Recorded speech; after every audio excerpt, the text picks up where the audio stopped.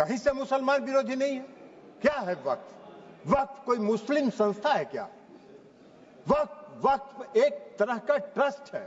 ऐसा नैरेटिव बनाया जा रहा है जैसे ये कोई मुसलमान, हाँ, उस ट्रस्ट को ये हक है जो अपने वोट के लिए धार्मिक मामलों का इस्तेमाल करते हैं, वो इसके विरोध में है। नोरमा ग्रुप, जो सोचता है वो करता है। आपके अपने सपनों का आशियाना।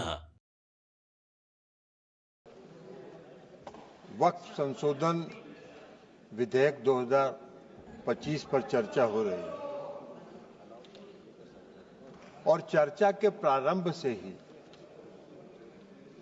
ऐसा माहौल बनाने का प्रयास किया जा रहा है कि जैसे यह कोई वक्फ संशोधन विधेयक जो है ये मुस्लिम विरोधी है।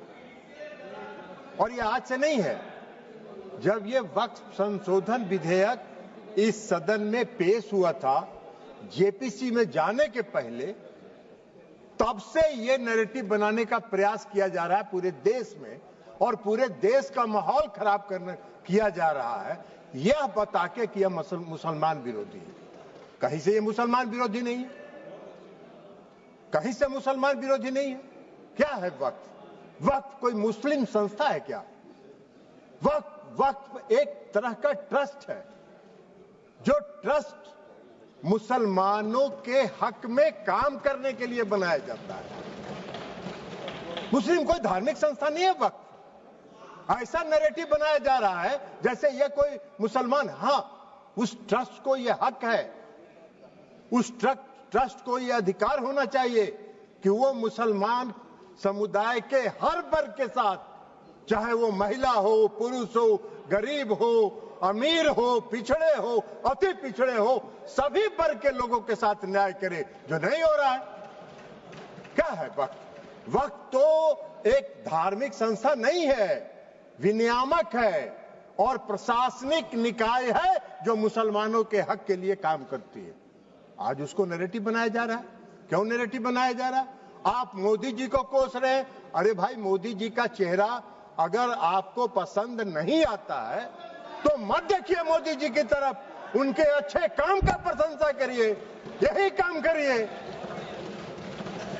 लेकिन मोदी जी ने जो आज काम किया 2013 में, जो आपने पाप किया था, उस पाप को समाप्त करके आज मोदी जी ने पारदर्शिता लाने का काम उसमें किया है। आपको क्या दिक्कत हो रहा भाई?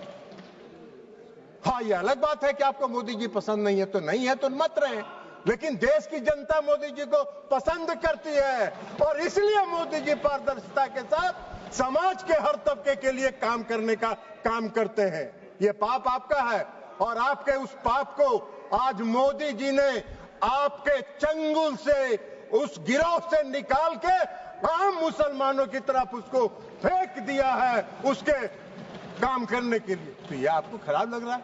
क्यों खराब लग रहा है भाई? ये खराब लगने की कोई चीज तो है नहीं। आप मुसलमानों के कल्याण के विरोधी हैं क्या? आप मुसलमानों के कल्याण के लिए अगर मोदी जी ने कोई काम किया तो उसकी प्रशंसा करनी चाहिए थी। लेकिन आपको आज क्या है? आज इस देश में दो तरह के लोग इस वक्फ संशोधन विधेयक के खिलाफ हैं।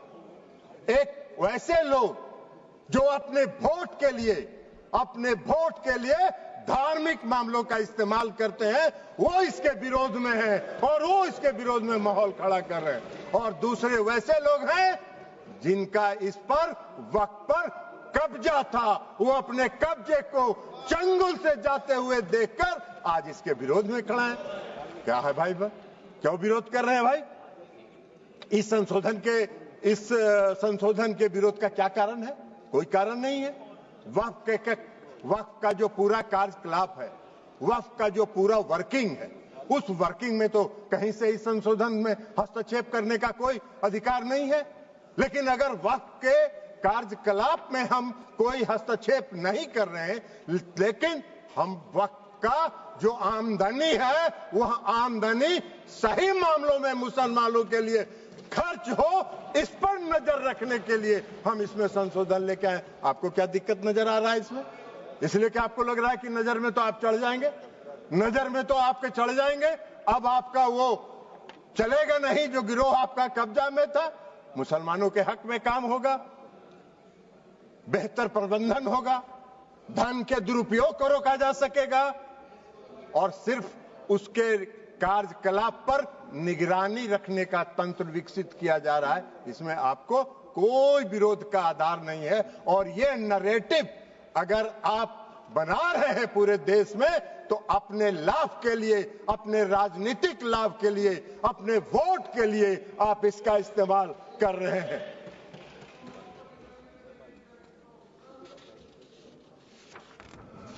सभापति महोदया, इस संशोधन से क्या होगा? इस संशोधन से सबसे बड़ा फायदा क्या है? आज मुसलमान समुदाय के अंदर, ये नैरेटिव तो आप बना नहीं रहे, मुसलमान समुदाय के अंदर पसमानदा समाज के भी लोग हैं। आप जरा बताइए हमको, पूरे देश भर का उदाहरण देके बताइए कि पसमानदा समाज का वक्त पर कोई है, वक्त में उसका बेचारे का कोई से है? कितनी बड़ी आबादी है पसमानदा समाज की, उसका कोई से है?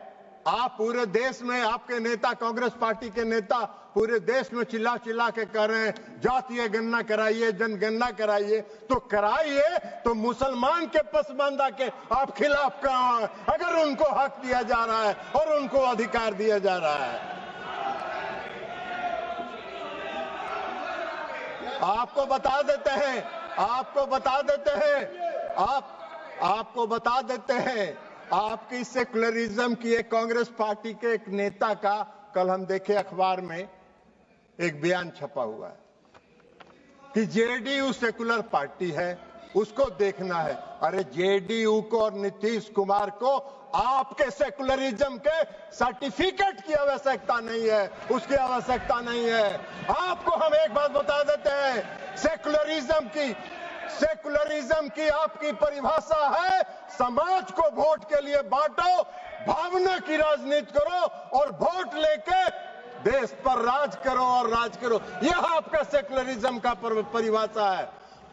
नीतीश कुमार जी का और जेडीयू के सेकुलरिज्म की परिभाषा है कि बिना कोई विवाद किए हुए काम करो, समाज के हर वर्ग के लिए काम करो। आपने तो इस देश में बहुत दिन शासन किया। आपको एक मिनट सुनिए, जयप्रकाश जी आपको बता देते हैं, बिहार में नीतीश कुमार जी 20 साल से बिहार के मुख्यमंत्री हैं। आजादी के बाद से आपने कब तक शासन किया? कांग्रेस पार्टी ने बिहार में कब तक शासन किया? आजादी के बाद से नीतीश कुमार जी ने 20 वर्षों में मुसलमानों के हक में जो काम किया, आजादी के बाद से आज तक नहीं हुआ। क्या हुआ? मुसलमानों के लिए नीतीश कुमार जी ने तालमी मरकज बनाया, हुनर योजना चलाई। भागलपुर दंगा हुआ था, किसके राज में हुआ था? वेणुगोपाल जी, आपके राज में हुआ था। क्या न्याय किया था आपने मुसलमानों के लिए? नीतीश कुमार जी ने एनडीए के राज में भागलपुर के दंगा पीड़ितों को न्याय देने का काम किया। यह काम नीतीश कुमार जी ने किया। आपका सेकुलरिज्म की क्या परिभाषा है? नीतीश कुमार जी ने पूरे बिहार के कब्रिस्तान की घेराबंदी करा दी। आप तो आजादी के बाद से इतना दिन शासन किए, कौन सा काम आपने किया बिहार में और मुसलमानों के हक में, ये बता दीजिए। लेकिन नीतीश कुमार जी वोट के लिए राजनीति नहीं करते हैं और नीतीश कुमार जी ने मुसलमानों के हक में बिहार में जितना काम किया, भारतीय जनता पार्टी उसकी भागीदार रही। भारतीय जनता पार्टी के समर्थन से ये काम हुआ। आप कहां खड़े हैं जयप्रकाश जी? ऐसे ही चिल्पों करते रहिए, कुछ होना जानी नहीं है।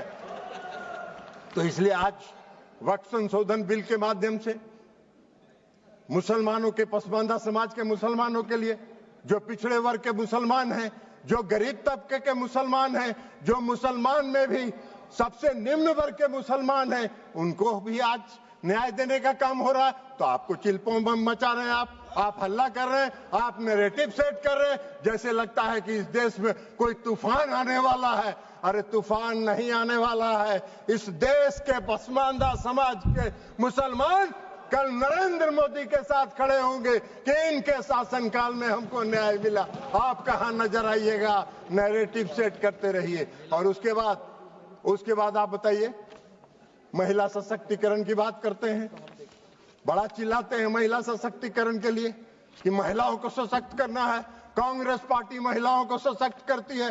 अरे कहां महिलाओं को? मुसलमान समुदाय में महिला नहीं है क्या? मुसलमान समुदाय में महिला नहीं है? आज अगर मुस्लिम समुदाय के महिलाओं को वक्फ के साथ जोड़ा जा रहा है, आपको क्यों विरोध हो रहा है? मुस्लिम समाज के महिलाओं को भी सशक्तिकरण का हक है, उनके सशक्तिकरण का भी काम प्रधानमंत्री नरेंद्र मोदी जी की सरकार ने किया। इस वक्फ संशोधन विधेयक के माध्यम से आपका नैरेटिव सेट कर रहे हैं पूरे देश में, जैसे लगता है मोदी जी मुस्लिम विरोधी हैं। मोदी जी पारदर्शी, मोदी जी सेकुलरिज्म, जिस तरह नीतीश कुमार जी ने बिहार में सेकुलरिज्म स्थापित किया, प्रधानमंत्री नरेंद्र मोदी जी भी पूरे देश में सेकुलरिज्म को लेकर आगे चल रहे हैं। समाज के हर तबके के साथ, समाज के हर वर्ग के साथ, देश के हर राज्य के साथ एक साथ काम करके उसको विकसित करने का काम कर रहे हैं, इसलिए कि उनका विजन, उनकी सोच व्यापक है। वो विकसित देश बनाना चाहते हैं, आत्मनिर्भर भारत बनाना चाहते हैं। आप देश को संकुचित रखना चाहते हैं, देश को बांट के वोट के लिए धर्म के आधार पर वोट को बांटना चाहते हैं, जो आपका चलने वाला नहीं है।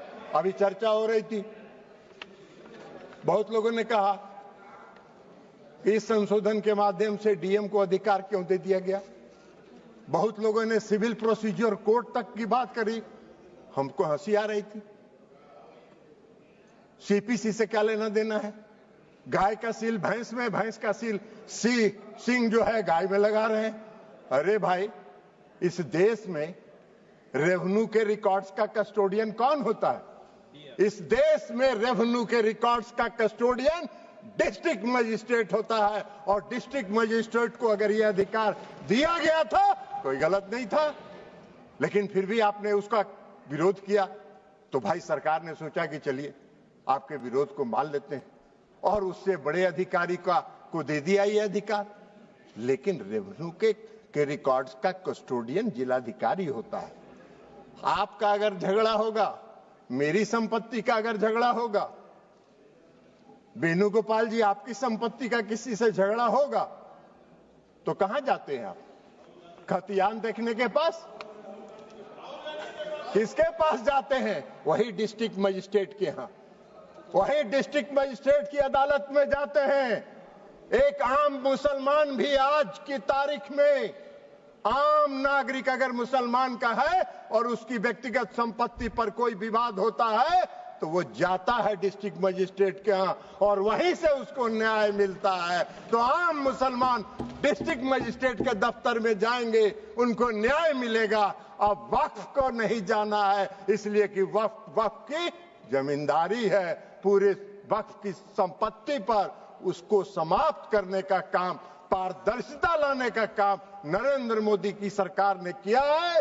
इसका स्वागत करना चाहिए, इसका विरोध नहीं होना चाहिए। अब आप कह रहे हैं कि ट्रिब्यूनल की बात आती है। भाई क्या ट्रिब्यूनल में क्या दिक्कत है? आज का क्या कानून है? आज का क्या कानून है? आज का कानून यह है जो पाप किया आपने 2013 में।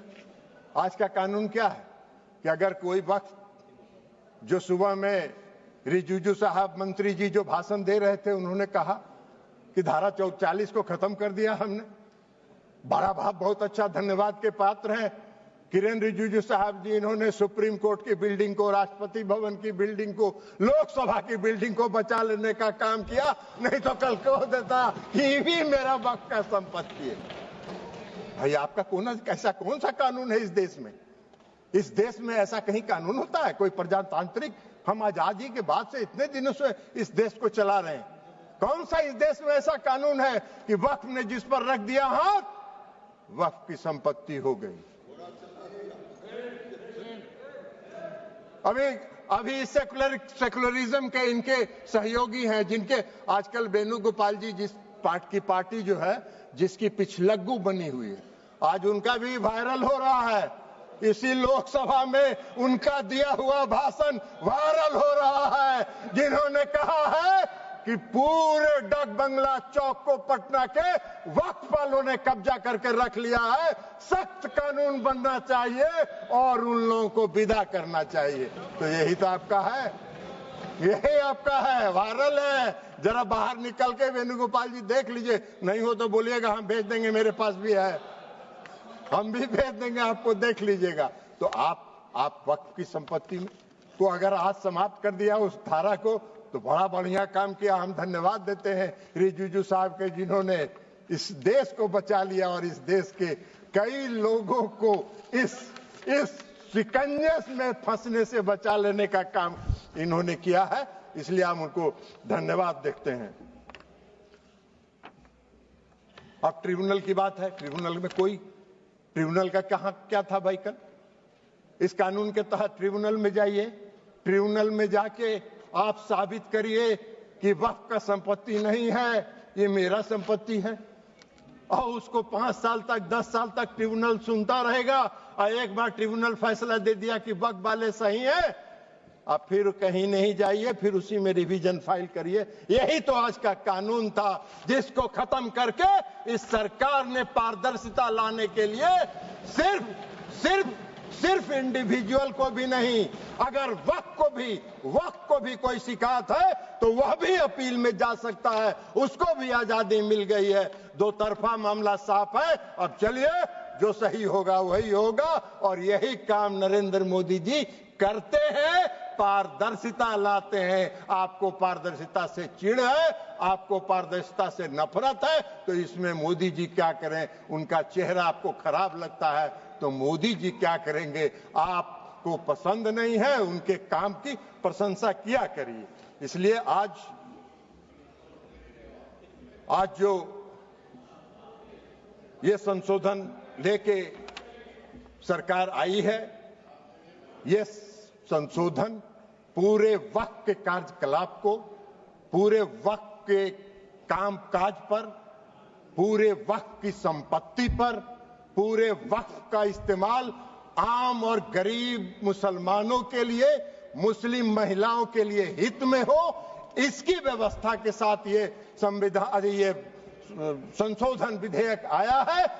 हमारी पार्टी जनता दल यूनाइटेड इसका पूर्ण समर्थन करती है, पारदर्शिता का समर्थन करती है, और पारदर्शिता को लाने के लिए हम आदरणीय प्रधानमंत्री नरेंद्र मोदी जी का धन्यवाद करते हैं।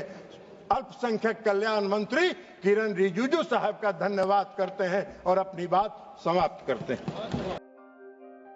आपके सपनों को हमने सजाया है, ई होम्स पैनोरमा को हमने बनाया है। ई होम्स मेरा एक सपना था, जिसपे मैं पिछले 4 साल से काम कर रहा था। हमने जो बनाया है वो सबने है माना। ई होम्स पैनोरमा में हो आपका भी आशियाना। और फाइनली हमने 2021 में इस प्रोजेक्ट को लॉन्च किया। बहुत लोग अप्रिशिएट कर रहे हैं कि पूर्णिया जैसे शहर में, बिहार के, एक तो बिहार की बात करें, उसमें भी पूर्णिया जैसे छोटे जगह में इस तरह का लाइफस्टाइल देना, ये सुन के हम लोगों को बहुत अच्छा लगता है। ई होम्स में हमने कुछ और भी किया है, जैसे हम जिस जगह में रह रहे हैं हमारे फैमिली सिक्योर हो, उनको सिक्योरिटी का ध्यान में रखा है। आपकी सुविधा और सुरक्षा आपके लिए खास है, ये आपका विश्वास है। इसमें आर्टिफिशियल इंटेलिजेंस का 7 लेयर सिक्योरिटी का हमने इस्तेमाल किया है। लस ग्रीन कैंपस को बनाया है, यदि हमारा बाउंड्री वाल है तो वो वर्टिकल गार्डन है। ये जितनी भी फैसिलिटी होता है एक इंटरनेशनल टाउनशिप में ई होम्स है, ये हम लोग विश्वास नहीं कर पा रहे हैं। जो भी हमारे मित्र दोस्त या जो भी हमारे बाहर के बाहर आते हैं, तो हम लोगों को बहुत अच्छा सुनने को मिलता है और बहुत अच्छा क्रेडिट मिल रहा है। वो सारा हमने सिर्फ एक बिल्डिंग नहीं बनाया, हमें एक बहुत अच्छा लाइफस्टाइल दिया ई होम्स में, और मेरा एक सपना था जिसको मैं आज फुलफिल होते हुए देख पा रहा हूँ। ये आपका आवास है। ई होम्स पैनोरमा में अब आपका निवास है। E homes panorama, luxurious lifestyle redefined. Panorama group, जो सोचता है वो करता है। अगर ये वीडियो पसंद आई और वह बिहार के राजनीति और बिहारियत से सरोकार रखेनी तो सब्सक्राइब बटन दबा के चैनल के सब्सक्राइब कर ली। ओजे एगो घंटी बा, ओकरा बटन दबा देला से कुल सटीक और मारक खबर रुआ मुफ्त में मिल जाई। अगर रुआ पत्रकारिता के हमनी के नया प्रयोग में सहयोग कर चाहतानी तो ज्वाइन बटन दबा दी। पेटीएम नंबर नोट कर ली 9386816700।